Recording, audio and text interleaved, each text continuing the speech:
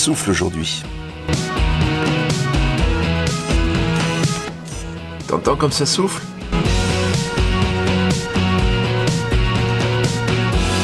On entend surtout au niveau des lanterneaux.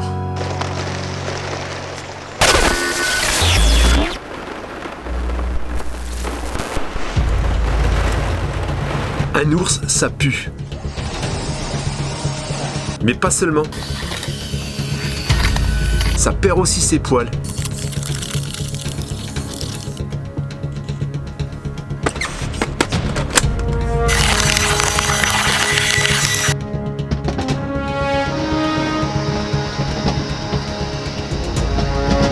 Pour les angles, qu'est-ce que je fais? Attention. Et hop.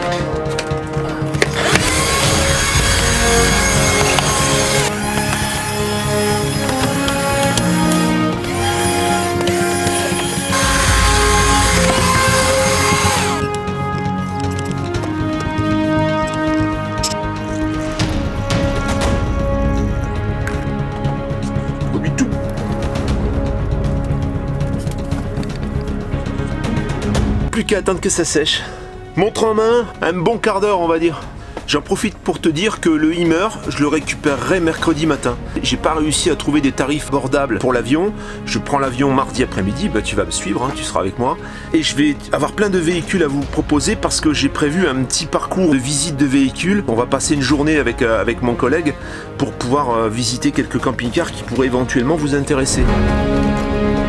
Je roule pas souvent quand il pleut. Donc je vais rejoindre Eva pour manger.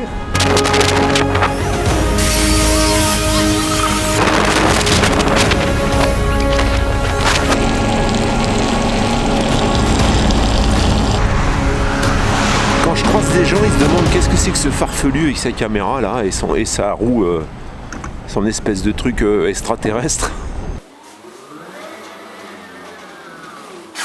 Ah, t'es venu au Giroux avec la pluie? Oui. Kamikaze. Il y en a qui m'ont réclamé un reportage sur la ménagère polonaise. Regardez ça. Regardez ça. Tu vois? C'est pas beau ça? Une femme comme ça, on s'imagine pas. Hein. Quand on la voit, on se dit bon, là c'est pas possible, elle touche pas à la cuisine. Regardez ça. Toi, tu me cherches. Ça, c'est magnifique. Et il y a 2 assiettes, hein. Il y a la mienne aussi. Alors? Hein? Pas beau ça? T'es content? Ah ouais. Il est content. Ce soir, c'est toi qui fais à manger. Comment? Ce soir, c'est toi qui fais à manger. Ce soir, j'ai piscine. Ça, c'est les loups-boutins à Eva. C'est pas gentil, arrête! Voilà, les talons loups-boutins. Toi, t'es pas gentil. Tu pourrais couper des carrés un peu plus petits, s'il te plaît, pour moi? T'entends-toi. Ça, c'est un peu gros, j'ai peur que ça passe pas dans mon œsophage.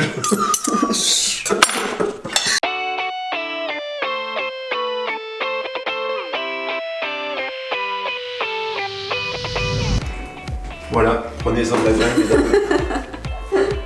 Vite fait, bien fait. Comme quoi, on peut être à la fois sexy et à la fois cuisinière. Toi, tu peux manger.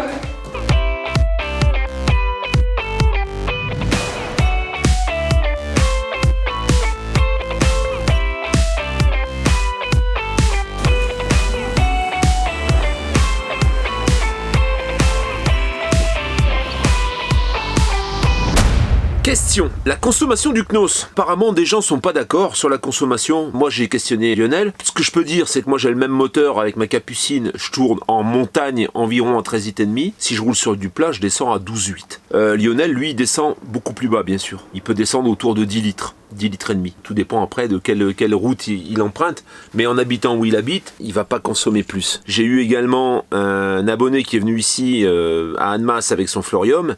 Pour venir, il a consommé en moyenne 9 litres et demi. Un 3 litres 180 chevaux. Tout dépend du chauffeur, hein. Tout dépend de la manière de conduire, tout dépend des vitesses, de la vitesse à laquelle on roule. C'est clair que si vous prenez l'autoroute à 130 km/h, forcément, vous n'allez pas consommer 10 litres, hein. Vous allez consommer plutôt autour de 12,5, 13. Hein. Philippe me demande ce que je pense de la pile à combustible.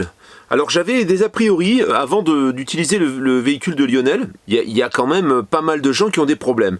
Maintenant je comprends un petit peu la source des problèmes. Si la pile à combustible ne tourne pas pendant une longue période, il y a une membrane et cette membrane se dessèche. Du coup, la pile finit par ne plus fonctionner. Donc je pense qu'il faut quand même la faire tourner de temps en temps, un petit peu comme un chauffage héberge pas cher chez moi, hein. Il faut que le chauffage soit toujours un petit peu sous tension. Ben, je pense qu'une pile à combustible c'est un peu pareil, et il faut faire les entretiens bien sûr. Après j'ai été surpris par l'efficacité du produit quand même, je dois avouer que c'est très silencieux, on l'entend quasiment pas, on entend juste un tout petit bourdonnement mais vraiment à peine. Et on a différentes puissances, bon celle de Lionel c'est une 160, une 1600 je crois. Donc elle recharge les batteries, hein. Alors moi j'ai une grosse consommation de courant, donc elle était quasiment tout le temps en route. Et sur les 2 jours, donc 2 nuits et une bonne journée et demie, on a consommé environ 2 litres. 2 litres d'éthanol, ce qui est raisonnable, je trouve, ce qui est peu même, à la limite. Donc plutôt pas mal. D'ailleurs moi je réfléchis peut-être à essayer d'en acheter une d'occasion, à la faire réviser avant de la monter, puis essayer de produire du courant avec ça. Le coût d'un chauffage Webasto à équiper, donc en supposant que vous ayez un véhicule avec un système ALD, mais que vous ne voulez pas, vous voulez un chauffage additionnel qui tape dans le gasoil, ou qui est un réservoir séparé, peu importe, sans utiliser donc le Truma 6 d'origine, par exemple, un Truma 6 qui fonctionne au gaz, au courant et au 12 volts éventuellement. Alors le coût, moi pour ma part, j'ai remplacé mon héberge pas cher, le kit complet, je l'ai payé 1000 €, un peu plus de 1000 €, et je l'ai fait venir d'Angleterre. Alors ensuite il y a la pose, il faut l'installation, si vous êtes bricoleur, ça ne présente pas vraiment de difficulté. À cela il faudrait rajouter un réservoir, parce que dans le prix bien sûr, le réservoir n'est pas compris.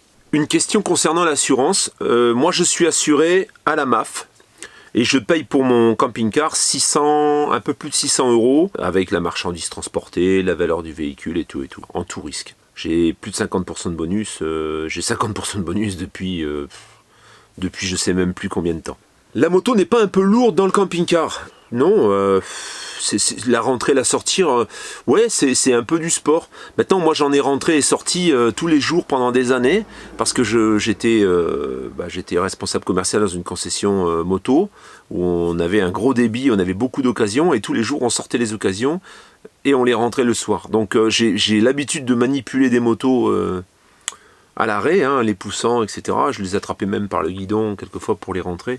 Donc ça me dérange pas trop. Maintenant il est clair que pour un novice, peut-être en effet c'est un peu problématique de monter la moto dedans. Mais pour ça il existe des systèmes qui sont super pratiques. La pesée, la capucine. On va peser la couette, les oreillers et les sacs que j'ai dedans. À propos de la pesée, j'en profite pour dire, donc j'ai eu quelques propositions intéressantes, quelques suggestions intéressantes. Le vide-grenier. Eh bien oui, on va faire un vide-grenier. Donc vous voyez un petit peu ce que je déballe. Vous pouvez remonter les anciennes vidéos. S'il y a un truc qui vous intéresse, eh ben vous m'écrivez sur nomadintothewild@gmail.com, l'adresse qui est ici. Et vous me dites, voilà, moi je serais intéressé par ta merde là que tu... Et puis moi je vous dirai, bah voilà, il m'en faut ça. Si vous êtes ok, bah vous me payez, je vous l'envoie. Voilà. Ça. Alors là-dedans, il n'y a rien à vendre. C'est un sac photo en fait. J'ai des objectifs, mon drone et des divers babioles photos et vidéos. Des micros, enfin tout le matériel quoi. 5 kg 485, il est pas plein, hein. Il est à moitié vide, il y a la plupart du matériel est éparpillé un peu partout dans mes volumes. Ensuite on a le sac de sport. 2 kg 835. Un sac à dos avec le chargeur de ma Giroroux. 990 grammes. Ce que tu me fais faire, je te jure. Rentrer la couette dans le sac, pas évident. 4 kg 685, la couette et le drap. C'est une grosse couette, hein. Et 2 oreillers, donc je vais en peser qu'un et on multipliera par 2.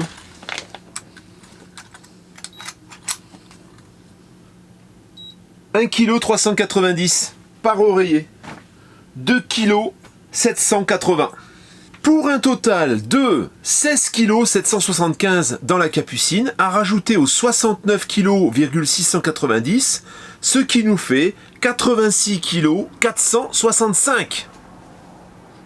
Le cauchemar des courses. Hein?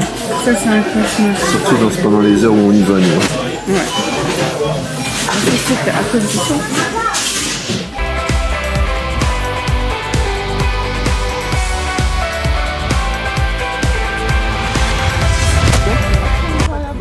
Hein, tu dis quoi?